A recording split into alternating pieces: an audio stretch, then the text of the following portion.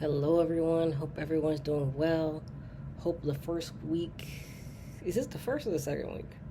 Hope your second week of July is going well.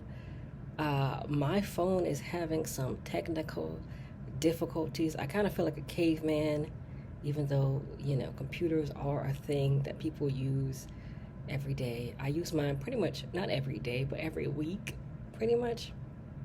So that's why I'm on my laptop. I had to move everything out of the background so the background doesn't look too crazy. I feel like I'm off center, but I'm doing the best I can with what I got. I got a couple of lights on. My ring light is on. I feel a little, I feel less grainy with like more lights. I got a light in the back. We're gonna work with it. I'm gonna try my best to like look at the screen, but I'm also gonna open my notes app, and yeah, so I'm gonna be reading from that. So if you're like, what am I looking at? Uh, I'm looking at that. So today I wanted to review an album that I've been wanting to listen to for a little while. It just came out last month, so it's not like super like. Oh, let me close that. Hold on. I thought you could take out the little thing. Okay, you cannot take out the little thing. Um, what is this close? Oh, okay, that's a little better. But okay. Sorry, I'm playing with my notes app to make it easier to see. Uh, let me get into it. So I wanted to review Janelle Monae's most recent album called Age of Pleasure. It just came out, let me check the date, last month, June 9th. So first I'm going to, of course, give some background information on her, and then we're going to get it right into the review. So she was born Janelle, if I can say her name right, Janelle Monae Robinson, December 1st, 1985. She's an American singer, rapper, and actress. She was born in Kansas City, Kansas, and was raised in Quindaro, a working class community of Kansas City. I hope I said that right. Quindaro. She's received 8 Grammy Award nominations and won a Screen Actors Guild Award and a Children's and Family Emmy Award.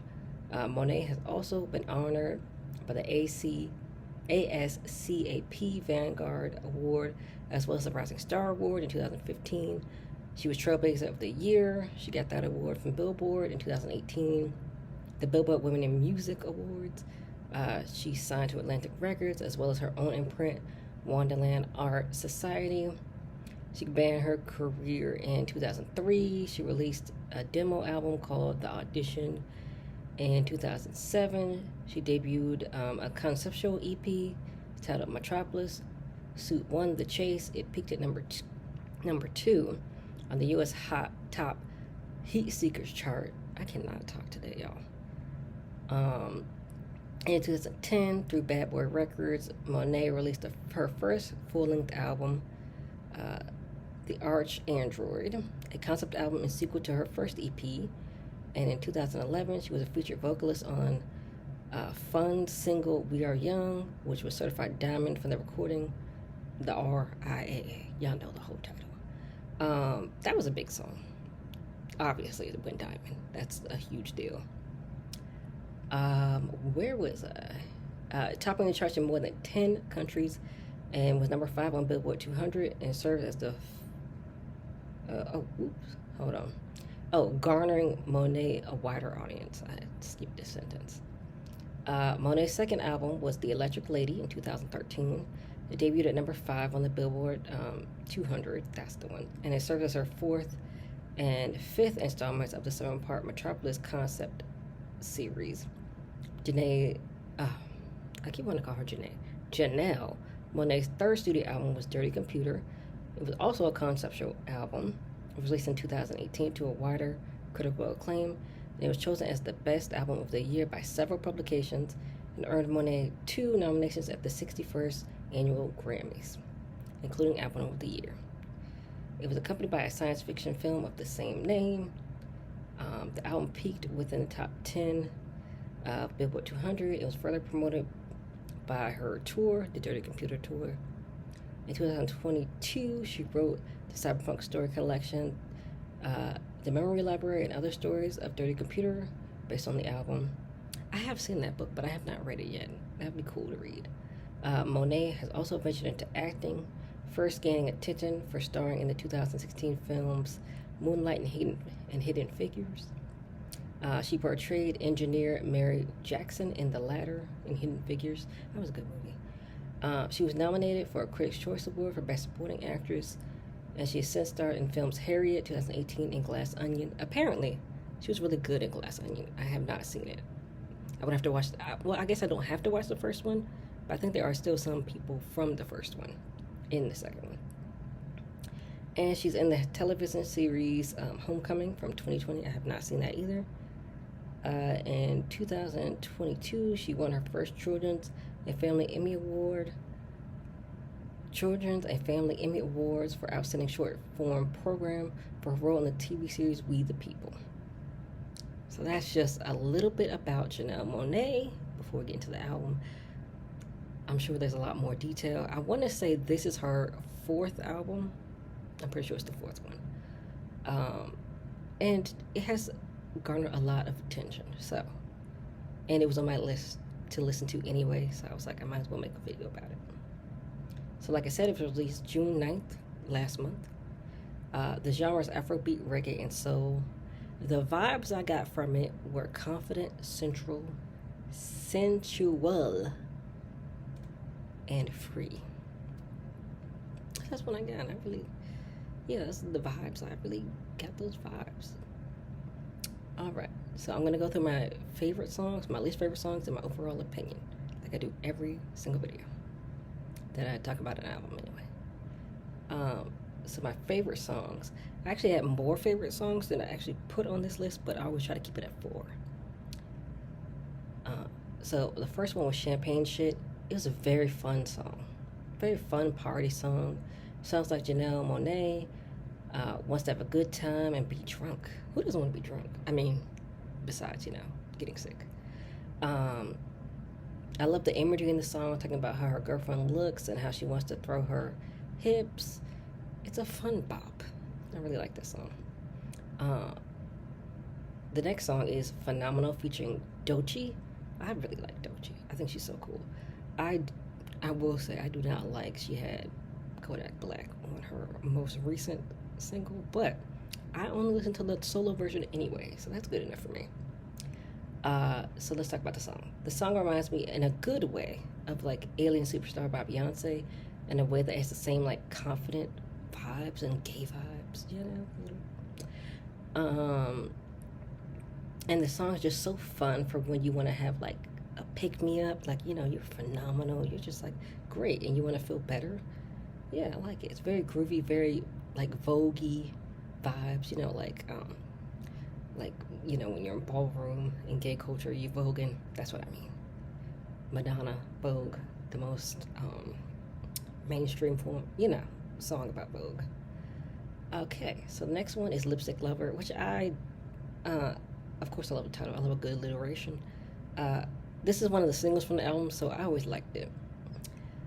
From the first time I heard it, I love the reggae sound and laid-back vibes of the song. I like that you can tell she appreciates her lover and wants to enjoy her time with her lover. And I think this song is, I think I meant to say a cute bop. I put a cure. I think I was doing this like late at night. A cute bop. It is a cute bop. I really love it. The video is also very cute, if you haven't seen it.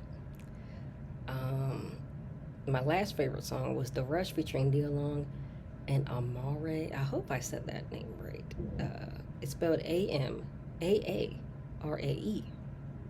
So I have not listened to her, but she does sound good. Which I'm going to talk about that. But I just talked about it. But anyway, it's very sensual and captures perfectly when you really want someone. And I love Nia Long's like spoken word intro that she did, and having her throughout the song. It was really cool. It was very nice to touch the song. Amare is also great on the song as well. Her soft voice like works very well in the song. Very sensual, sexual tension vibes to this song. I really liked it. My least favorite song, and it's not even like it's a bad song. It's just one specific point. But it's Ooh La La featuring Grace Jones. I thought it would be an actual song, not just an interlude with Grace Jones. Which I mean, she still got Grace Jones on the album, so a win is a win. LOL. But I would have preferred a full song of them together. I feel like that would have been so, so cool. Like, you know, these two black ladies, very free, very strong black ladies together on a song. That would have been so cool. But that's not what we got. I'm going to talk about my overall opinion now. I really enjoyed the album. I did. I didn't have any songs I hated, and I actually enjoyed most of the albums. So when I review albums, I always count how many songs I like to determine my rating. And so I counted a lot of songs that I actually liked. And I love that this album is so fun, sexy, relaxing. Just being yourself, loving who you want, and having a good time. I liked all of the self-love and loving other bops, because she had some. There was also a song Hot that was cute. You were talking about how she was hot, but it's spelled like, you know, when you talk about couture. So it's Haoute. I hope I spelled right. But yeah, that was a cute song too. I will say I wasn't a fan of the interludes much, but they were interesting. And I feel like it's probably because people don't really do interludes anymore. Which, you know, back in the day, they were really fun. And like, I think some people do it, but not as much as like back when like CDs were a thing. And some of them didn't transition well into other songs, but some transitioned very well, almost too well, because I thought some were still part of the previous songs. LOL. For example, what song was it? Oh, man, let me look at the. I gotta see. What song was it?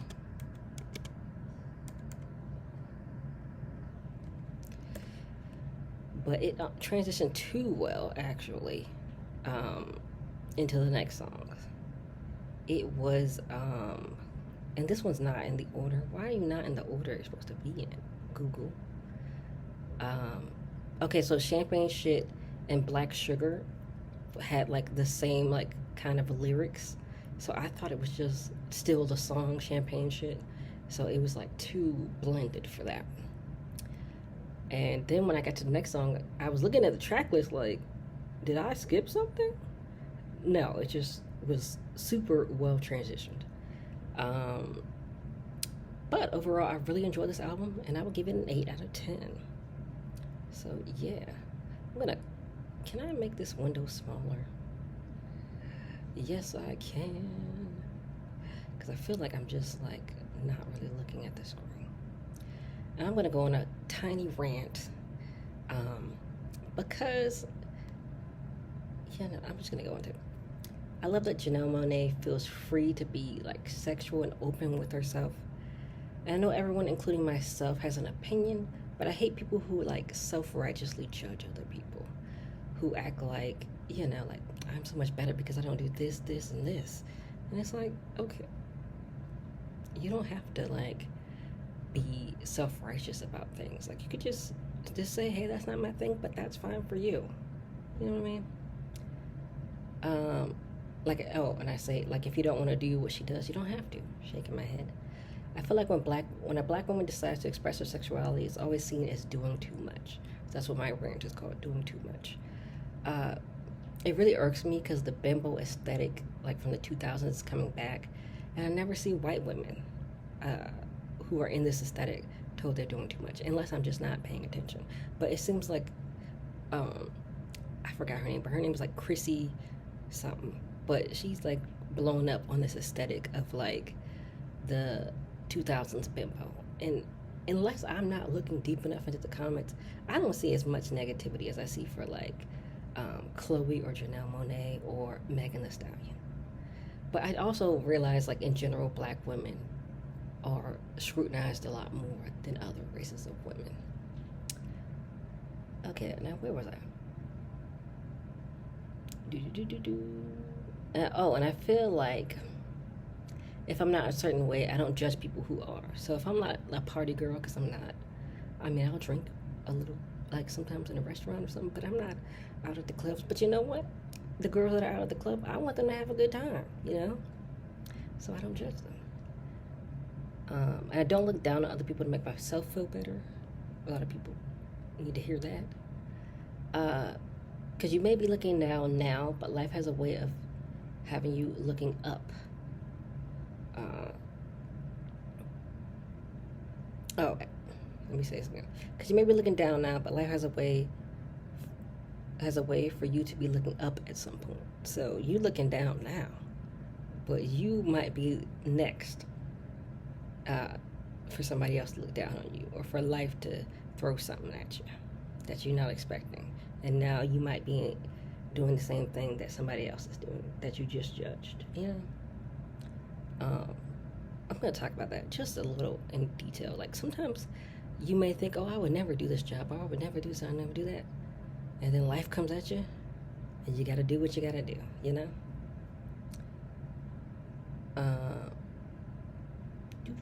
Especially the pick-me's that think them being everything men claim they want makes them superior. And let me tell you, but the men don't even want the women who are already what they claim they want, okay? They want to change strong-willed women to be the perfect docile woman instead.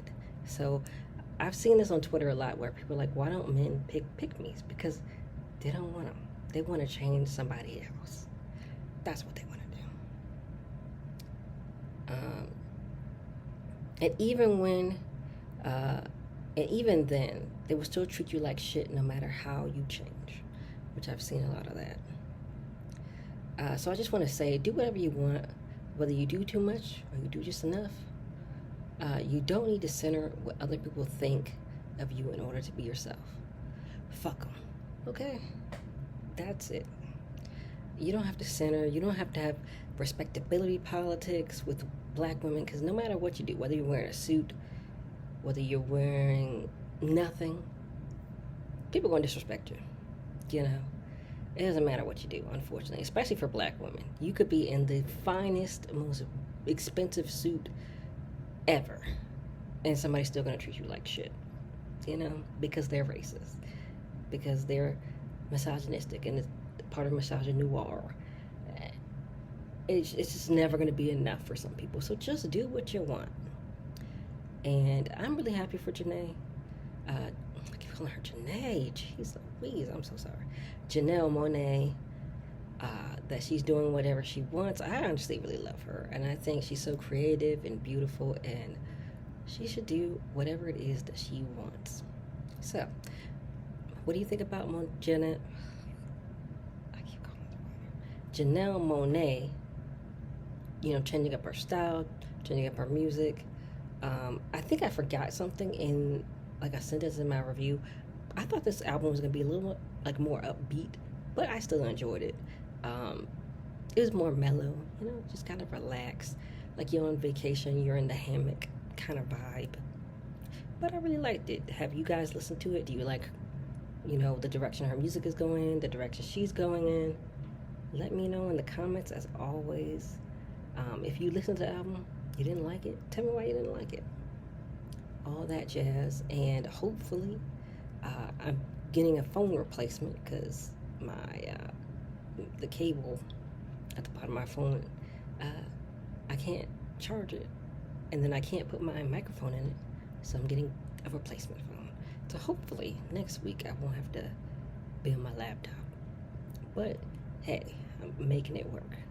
So yeah, let me know what y'all think in the comments, and I will see you all maybe on my phone next week.